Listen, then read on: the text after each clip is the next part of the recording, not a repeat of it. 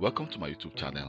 My name is Kelvin Johnson. Please, before you continue to watch this video, don't forget to hit the subscribe button and subscribe to my YouTube channel.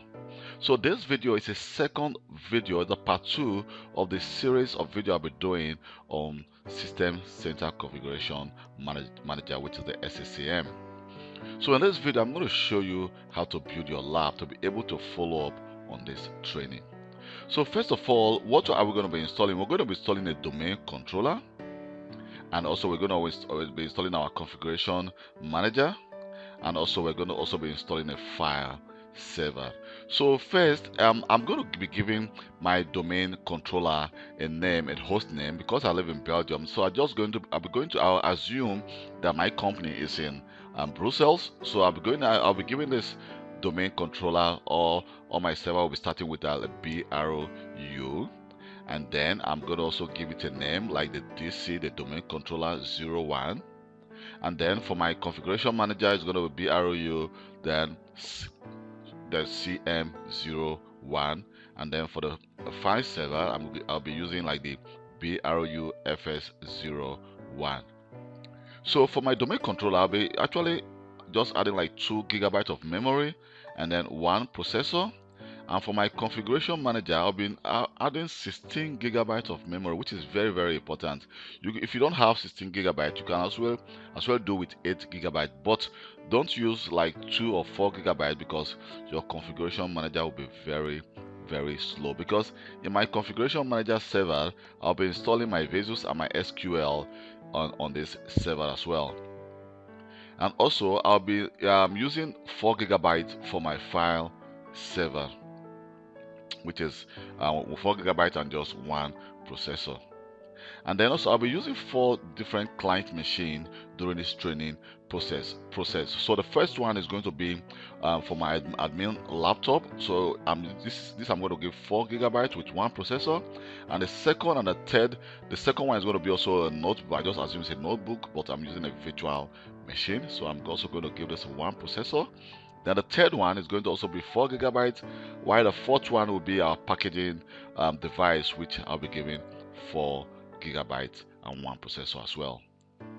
Then during this process, I'll be using a VMware Workstation Professional, and so you can as well use a VMware Player or Hyper-V to follow up on this training. If you are using like VMware vSphere, you can as well use that as well to follow up on this training. So what you need to do is, in the domain controller, I'll be configuring my DHCP server on that domain controller, or you can as well install a different server to be your DHCP server.